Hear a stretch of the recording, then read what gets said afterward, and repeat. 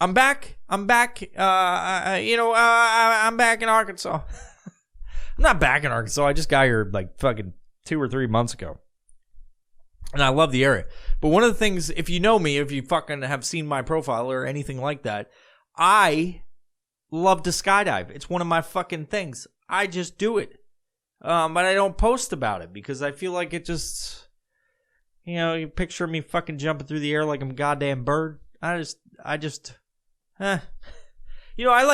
there's a lot of people that like to see it, but I just do it because I enjoy it. Much like this podcast, I don't care who sees it, so I don't post about it.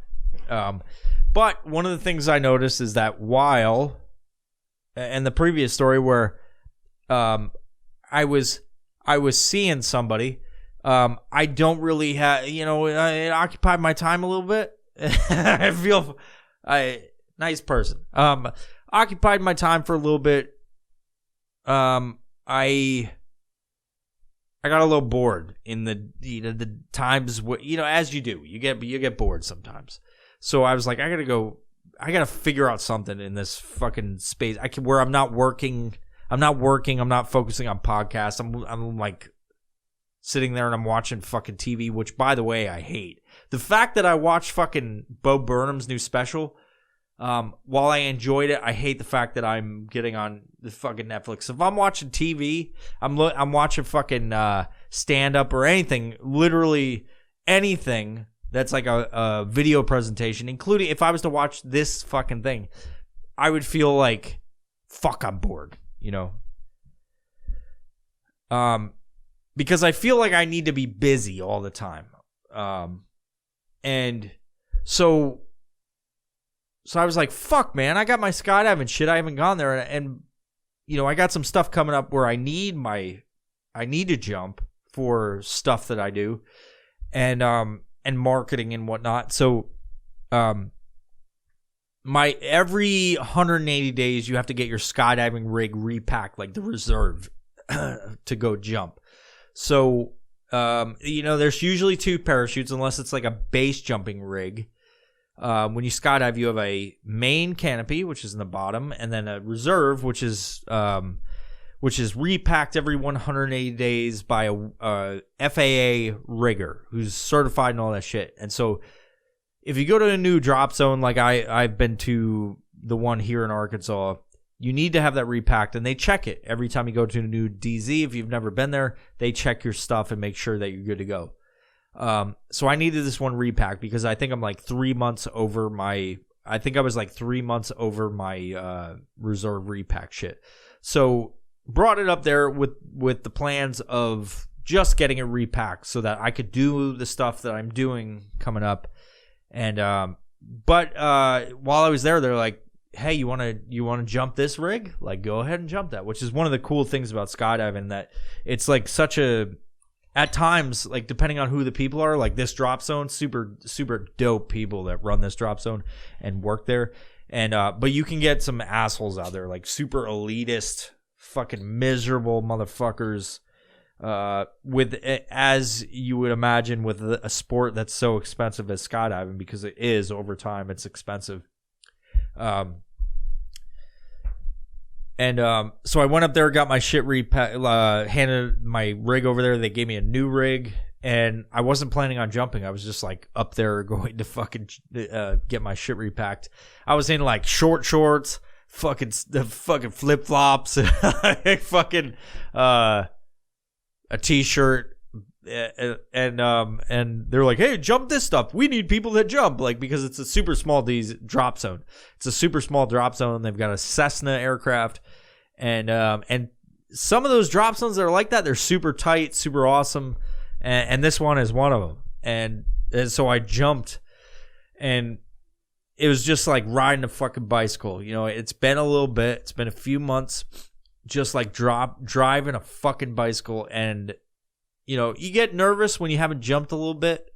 Like for me, it was 3 months, and it's you get nervous. Like you're like, fuck, man. Like a little bit, not overwhelmingly, because you just do this stuff. It's like riding a bicycle, like I said.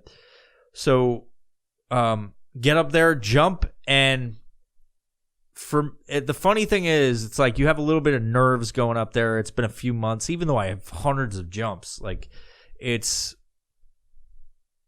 going up, and when the door goes open, or the door opens, it's like, this is where I fucking belong. This is where I fucking belong. Why the fuck haven't I done this? In the 3 months I haven't done it because life and moving and all of this stuff. I belong here. This is where I need to be. It's like a form of therapy that you can't explain. You can't explain what it's like to fucking jump out of an airplane unless you've done it and you can just talk about it. It's a very weird thing. Like, I could tell you what it's like to jump out of an airplane from my perspective and what it was like for my first time. But for someone to understand it, they have to go do it. You can't explain this shit. You can't explain what it's like to fucking, when that door opens and the nerves hit and then you're like at the door, and to make that fucking leap. You can't, there's nothing like it that I've ever experienced.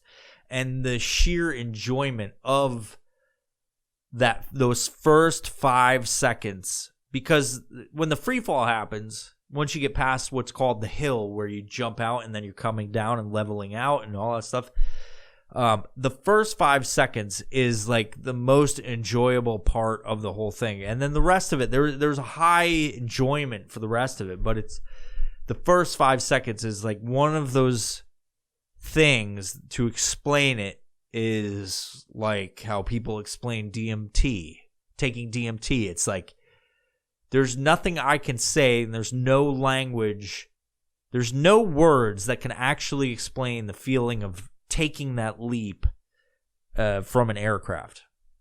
There's nothing that could explain it. And so as I'm doing it and I'm coming down, like I described, the hill, I was like, oh, yes, I remember this. I'm back in my home. This is where I fucking belong. And so right there, it's, like I said, therapeutic. All of the shit that I've been dealing with for the past few months of moving, just relocating, getting stood up here in Arkansas, dealing with the stress and unknowns of when, dealing with like figuring out here, because there's a lot involved that I'm not talking about. And I almost started talking about it, but I just don't want to get into it.